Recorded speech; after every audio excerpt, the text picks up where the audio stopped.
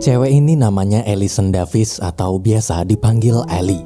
Dia adalah seorang marketing eksekutif di suatu perusahaan agensi olahraga besar Amerika Serikat. Pagi itu Ali bersama asisten pribadinya bernama Brandon sedang dalam perjalanan berangkat menuju kantor.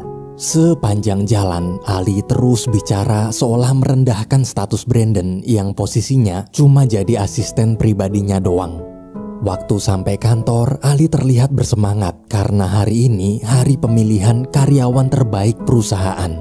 Ali yakin dengan reputasi baik yang selama ini sudah susah payah dia bangun, bos pasti memilihnya. Di ruang meeting, mendadak Pak Bos mengeluarkan sebuah bola football. Nantinya dia akan melemparkan bolanya pada karyawan terbaik perusahaan bulan ini yang dia pilih. Sebelum melempar bola, Pak Bos terlebih dahulu memberi kisi-kisi. Ia memuji-muji kehebatan karyawan terpilih itu dalam menangani klien demi klien. Ali pun tersenyum senang karena merasa pujian tersebut ditujukan untuknya. Tapi ternyata bukan nama Ali yang bos sebut. There you go, Eddie Allen. Ollie. That's an alley, but that pass was to Eddie. Eddie Allen, our new partner. Give it up. You want to hand it? Eddie Allen, boy. Ali sangat malu. Selesai rapat, dia protes kenapa bos lebih memilih rekannya tadi padahal dia jauh lebih hebat. Pak Bos kemudian menjelaskan alasan dia tak memilih Ali adalah karena Ali mungkin memang hebat menangani klien-klien perempuan. Namun sayang, dalam menangani klien besar yang kebanyakan laki-laki, Ali sering gagal. Ali dinilai kesulitan menangkap apa keinginan klien pria. Akibat tak terima, Ali keluar sambil berteriak di depan semua orang kalau bulan depan dia pasti akan menjadi karyawan terbaik perusahaan. Malamnya Ali pergi ke bar bersama sang ayah. Pas lagi ngobrol, Ali terpukau melihat bartender ganteng bernama Will. Saat ayahnya pulang, Ali menghampiri lalu menggoda Will. Mereka berdua pun mabuk bareng kemudian pergi ke rumah Will dan melakukan suatu perbuatan yang kalau Mimin tunjukin pasti bakalan dolar kuning. Pagi hari ketika bangun, Ali kaget waktu tahu Will punya anak. Ternyata Will telah berkeluarga. Awalnya dia mau marah, tapi gara-gara udah terlanjur, apa boleh buat, Ali cuma bisa istighfar. Siang harinya Ali ada rapat dengan calon klien besar yaitu seorang pemain basket junior bernama Jamal. Manajer Jamal adalah ayahnya sendiri yang bernama Joe. Pas lagi ngobrol, seorang atlet basket senior wanita datang marah-marah. Dia minta fotonya harus segera terbit di cover majalah menggantikan foto Jamal. Sambil mengancam jika keinginannya tak dikabulkan maka dia akan pindah ke agensi lain. Mendengar ancaman barusan, tanpa berdiskusi dengan Joe terlebih dahulu, Ali langsung memutuskan setuju. Karena merasa tak dihargai, Joe pun membatalkan kerjasama mereka lalu mengajak Jamal pergi dari sana. Malam hari, Ali nongkrong bareng sama 3 sahabatnya. Di sana, sahabat Ali iseng ngundang peramal. Satu persatu dari mereka kemudian diramal. Pas giliran Ali, si peramal memberitahu bahwa banyak cowok yang gak suka sama dia akibat sifat egoisnya. Peramal bilang Ali ini terlalu mementingkan diri sendiri. Tapi Ali gak perlu khawatir. Peramal punya solusinya. Ia lalu memberikan sebuah ramuan khusus agar Ali bisa memahami bagaimana pikiran para pria. Tanpa curiga sedikit pun, Ali menerima ramuan tersebut dan meminumnya. Now, sip it. Feel yourself. You're both male. You're yin. Oh, feel it all inside. Journey with it. You're yin. You're inner. Selesai diramal, mereka lanjut nongkrong pergi berpesta ke diskotik. Namun ketika sedang asik joget, tiba-tiba Ali kepleset.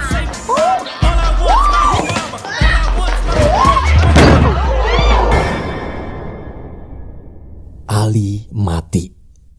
Ali pingsan dan dibawa ke rumah sakit.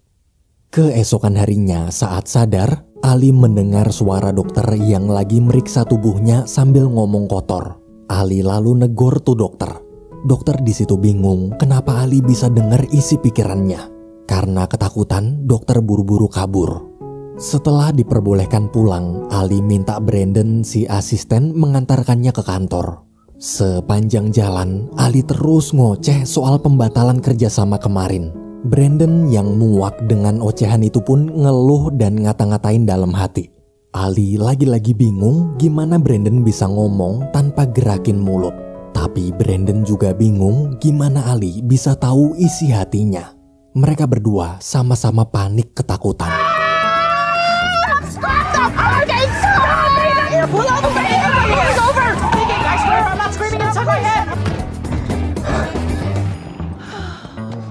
Goddamn dog. I wish I could shit it. Shoes are fucking killing me. I look good in this hat, I know. My mom says. Or croissant. There's nothing wrong with being a virgin. Like broad before I got married.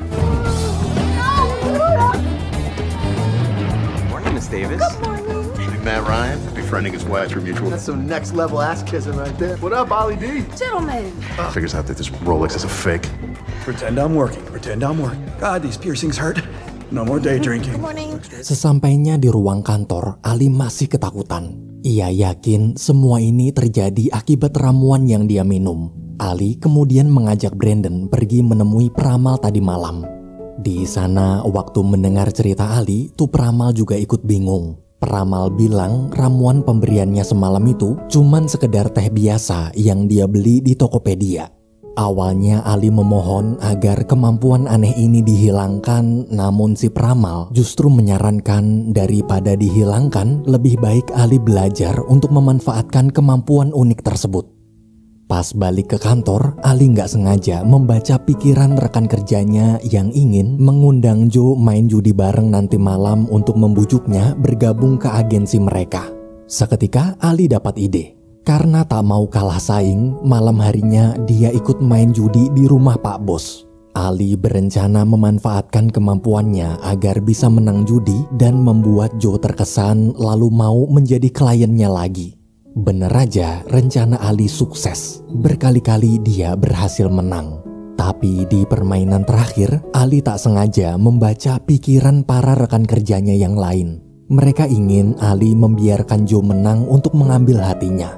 Otomatis Ali mengikuti jalan pikiran mereka. Selesai permainan, Joe sangat terkesan. Dia bahkan mengajak Ali datang ke rapat negosiasi besok. Dari kejadian malam ini, Ali baru mengerti beginilah jalan pikiran para laki-laki. Sebagai wanita, selama ini dia mengira cara mengambil hati laki-laki hanya dengan menggodanya. Namun ternyata laki-laki akan lebih kagum melihat wanita yang ahli dan cerdas. Esok hari di ruang rapat, rekan kerja Ali menunjukkan video demo iklan untuk Jamal jika nanti dia fix bergabung ke dalam agensi perusahaan mereka. Ali lalu membaca pikiran Joe. Dia tahu Joe nggak suka video demo barusan. Ali pun mengambil alih pembicaraan kemudian berkata, video demo itu cuma contoh aja kok, nanti video aslinya bisa diganti sesuai keinginan Joe. Alhamdulillahnya Joe percaya dan memberikan kesempatan untuk memperbaiki video mereka. Selesai rapat, saat mengantar Joe ke lobi, Ali melihat Will bersama anaknya datang. Sebelum berpisah, agar lebih dekat, Ali mengundang keluarga Joe nonton bareng pertandingan basket minggu depan.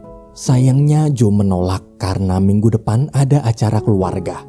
Dalam hati, Joe berkata, wanita single seperti Ali tak akan pernah tahu pentingnya waktu kumpul keluarga. Mengetahui isi hati tersebut, Ali spontan mengatakan kalau dia sudah menikah dan Will lah suaminya. Saat tahu Ali juga telah berkeluarga, Joe tak jadi menolak. Dia menerima ajakan nonton bareng Ali tadi. Setelah Joe pergi, Will terlihat kebingungan apa maksud Ali tadi. Karena tak ingin ikut campur urusan pekerjaan Ali, Will tak bertanya lebih jauh. Ia hanya mengembalikan kartu SIM Ali yang ketinggalan di rumahnya, lalu menjelaskan tentang kesalahpahaman kemarin. Sebenarnya istri Will sudah lama meninggal dunia ketika melahirkan anak mereka.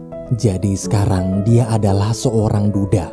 Ali pun lega, dia bukan perebut suami orang. Sebagai permintaan maaf, Ali mengajak Will serta anaknya menonton pertandingan basket bersama kliennya tadi minggu depan. Minggu depannya, acara nonton berjalan lancar. Ali bisa meyakinkan Joe kalau dia dan Will adalah pasangan suami istri bahagia. Saat Will sedang mengambil minuman, anak Will memberitahu bulan depan dia ulang tahun. Mendengar itu, Ali berjanji akan membelikan kue ulang tahun berbentuk mobil balap. Saking senangnya, anak Will sampai memeluk Ali. Tak hanya dapat kepercayaan Joe, dia juga berhasil mengambil hati Jamal dengan membantu mengenalkan pada pemain basket idolanya. Kini Ali yakin Joe dan Jamal sudah pasti akan bergabung ke agensinya. Esok hari di kantor, Brandon mengatakan jika dia menjadi marketing eksekutif, dia tak mau memakai cara licik seperti Ali yang sampai rela berbohong memanfaatkan Will untuk kepentingannya sendiri. Tapi Ali tak peduli. Ia justru berkata, sampai kapanpun Brandon tak akan mungkin bisa menjadi marketing eksekutif di perusahaan sebesar ini. Karena dia cocoknya cuma jadi asistennya aja, nggak lebih. Mendengar ucapan itu, Brandon langsung istighfar. Malamnya Ali mengajak Will bermain biliar bersama sahabat serta pacar sahabatnya. Ia merasa harus berterima kasih pada Will yang telah membantunya dekat dengan Joe. Di tengah permainan, tiba-tiba terdengar pikiran pacar sahabatnya. Tuh bocah mikir jorok mau ngegodain mbak-mbak pelayan padahal pacarnya lagi ada di situ. Sedangkan Will cuek waktu mbak-mbak pelayan ngegodain dia. Dalam pikirannya, Will cuma mau digodain sama Ali doang. Seketika hati Ali berbunga-bunga. Kesetiaan Will itu perlahan-lahan mulai membuatnya jatuh cinta. Hari demi hari berlalu, hubungan mereka berdua jadi semakin dekat. Siang ini Ali berniat mengenalkan Will pada ayahnya. Selama menunggu Will datang, sang ayah terus ngejelek-jelekin pekerjaan Will yang hanya seorang bartender biasa. Jauh berbeda dengan perusahaan besar tempat Ali bekerja. Tapi pas ketemu dan ngobrol panjang lebar, pandangan ayah Ali tentang Will berubah total. Sang ayah kagum mendengar cerita perjuangan Will dalam membesarkan anaknya sendirian. Esok hari, waktu Ali, Brandon, serta dua rekan kerjanya merayakan kesuksesan tim mereka karena telah berhasil membuat Joe selangkah lagi bergabung ke agensi ini, mendadak teman Ali datang lalu memberitahu kalau sekarang Joe sedang mengadakan konferensi pers di TV. Namun dalam konferensi pers tersebut, Joe mengumumkan bahwa anaknya yaitu Jamal akan bergabung ke dalam agensi olahraga di Cina. Tak hanya itu, hati Ali jadi semakin sakit saat tahu kalau orang yang menawarkan kontrak agensi Cina pada Joe ternyata adalah rekan kerja satu tim Ali sendiri. Bos kemudian menyuruh semua orang keluar kecuali Ali. Bos pun meluapkan emosinya. Ia menyalahkan Ali, bahkan sampai berkata rasis memanggilnya perempuan berkulit hitam. Meski sakit hati, Ali tetap menahan. Ia terus-menerus meminta maaf atas pengkhianatan yang dilakukan anggota timnya. Ali memohon agar dia diberikan kesempatan kedua. Di tengah perdebatan, Will datang karena khawatir dengan keadaan Ali setelah melihat berita tadi. Bos selalu mengatakan mulai sekarang Will dan Ali tak usah berpura-pura menjadi suami istri lagi. Semua sudah percuma. Rencana mereka untuk membuat Jamal bergabung ke agensi ini telah gagal total. Mendengar itu, Will terdiam. Ia akhirnya mengerti ternyata kebaikan Ali selama ini hanyalah sebuah kebohongan. Will sangat kecewa. Ia meminta agar Ali jangan pernah hadir di hidupnya lagi. Esok hari, meski sedang frustasi, Ali tetap menyempatkan pergi menghadiri pernikahan sahabatnya. Waktu ingin mengucap janji pernikahan, Ali yang mabuk parah tak bisa mengontrol ucapannya dan mengacaukan acara.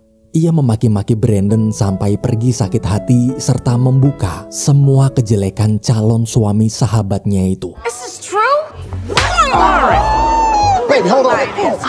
Your husband has been getting his thing sucked. Disgusting! I would never. Sucking on my dick! You kiss me with dick on your lips? Oh, I'm in the church! That's my brother! Oh, Terry!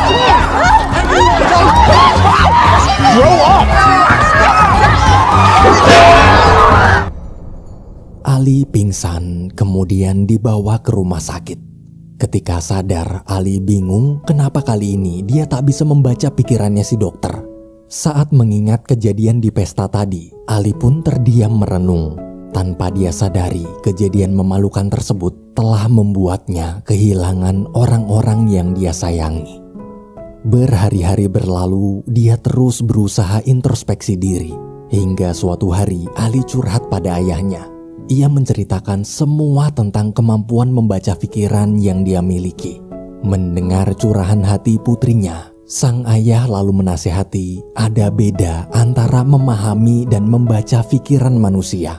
Mungkin Tuhan memberikan kelebihan itu cuma untuk membantu agar Ali bisa lebih mudah memahami isi hati pria aja, bukan malah membaca keburukan aib mereka. Ali harus ingat satu hal, suatu kelebihan datang bersama dengan tanggung jawab. Tak hanya kelebihan membaca pikiran, kelebihan harta, kelebihan jabatan, kelebihan kekuatan fisik, ketampanan, kecantikan, semua kelebihan yang kita miliki juga harus kita pertanggungjawabkan. Nasihat sang ayah barusan benar-benar membuka pikiran Ali. Keesokan paginya, ia diam-diam menemui Jamal tanpa sepengetahuan Joe.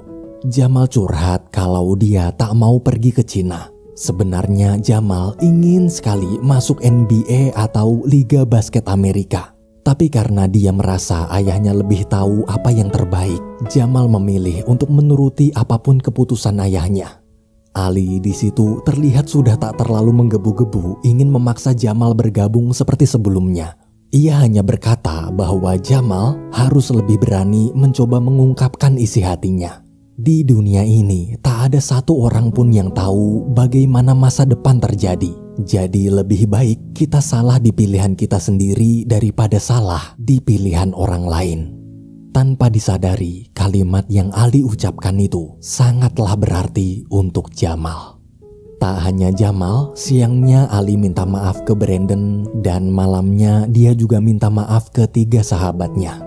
Ia sadar selama ini sikapnya memang menyebalkan, namun Ali berjanji mulai sekarang dia akan berusaha berubah menjadi lebih baik. Beberapa hari kemudian, semenjak menurunkan sifat egonya, perlahan-lahan kehidupan Ali mulai membaik. Kini Jamal juga sudah membatalkan rencana pergi ke Cina dan memilih menjadi atlet basket NBA atau Liga Basket Amerika serta bergabung ke agensi olahraga perusahaan tempat Ali bekerja. Sebagai ayah, Joe mengatakan kini hatinya sudah tenang. Kemarin untuk pertama kali dia mendengar putra kesayangannya itu menyampaikan langsung keinginannya sendiri. Joe yakin Jamal telah berada di tangan yang tepat, yaitu Ali. Beberapa minggu berlalu, hari pemilihan karyawan terbaik pun tiba. Bos mengumumkan berkat kerja keras Ali, perusahaan mereka jadi berhasil mendapatkan Jamal. Ali akhirnya terpilih menjadi karyawan terbaik perusahaan.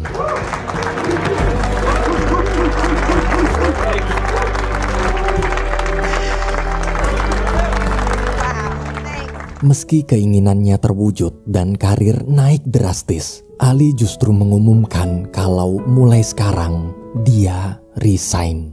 Ali sudah tak mau lagi dipimpin oleh seorang bos rasis yang suka membeda-bedakan serta merendahkan karyawannya sendiri. Ketika memasukkan barang-barang ke bagasi mobil, Ali memberitahu Brandon bahwa dia akan membuka agensi olahraganya sendiri. Meski baru merintis, namun dengan segala pengalaman yang dia miliki, Ali yakin perusahaannya nanti pasti bisa sukses besar. Ia lalu mengajak Brandon bergabung menjadi marketing eksekutifnya. Mendengar tawaran itu, Brandon begitu bahagia dan langsung memeluk Ali. Di hari ulang tahun anak Will, Ali datang. Sesuai janji, dia membelikan kue berbentuk mobil balap. Ali minta maaf karena telah membohongi serta memanfaatkan Will demi kepentingannya sendiri. Ia menjelaskan walaupun status hubungan mereka berdua hanyalah sebuah kebohongan, tapi perasaan cinta yang dia miliki untuk Will adalah kejujuran. Bila diizinkan, Ali ingin sekali memperbaiki semuanya dari awal lagi. Karena Will juga masih mencintai Ali atau bucin, dia pun memberikan kesempatan kedua dengan syarat Ali harus mau pergi berkencan ke taman besok. Sambil memeluk Will, Ali menjawab, dia mau, sangat mau. Keesokan harinya, Ali, Will, dan anak Will jalan-jalan ke taman bersama-sama. Ali lalu cerita tentang rencana untuk membuka agensi olahraga sendiri. Karena nama bapaknya Davis, perusahaannya nanti akan bernama Davis Athletics Management, yang disingkat DAM atau sialan. Jadi nanti kalau ada orang nelpon, resepsionisnya bakal jawab, sialan, ada yang bisa saya bantu? Life goes up and it goes down. I know my mom taught me that. I figured why we fool around so little, and we keep track of time, being so serious, idiots, thinking it will matter, keep me company downtown, before the clock runs out. Sun is shining but the rain is welcome too. Friends are nearby, don't need another view. Time is not on my mind, but then it's you. Oh, I love it when the love comes around, and then I remember all things must pass. But I'm not gonna wake up, wake up. I'm not ready, let me have another day. Don't wake up, wake up. Keep it steady cause I'm happy, I'm not gonna wake up. No, not yet, whoa. No, not yet, whoa. No, not yet, whoa. I'm afraid I'll end up nowhere. They keep saying I'll be fine, but how you know that I'll be there when it feels like I'm lying every time someone asks how it goes, and I save the details that actually mean something. Sun is shining but the rain is welcome too. Friends are nearby, don't need another view. Time is not on my mind, but then it's you. Oh, I love it when the love comes around, and then I remember all things must pass. But I'm not gonna wake up, wake up. I'm not ready, let me have another day. Don't wake up, wake up. Keep it steady cause I'm happy, I'm not gonna wake up. No, not yet, whoa. No, not yet, whoa. No, not yet, whoa. But I'm not gonna wake up, wake up. Don't wake up, wake up. Keep it steady cause I'm happy, I'm not gonna wake up.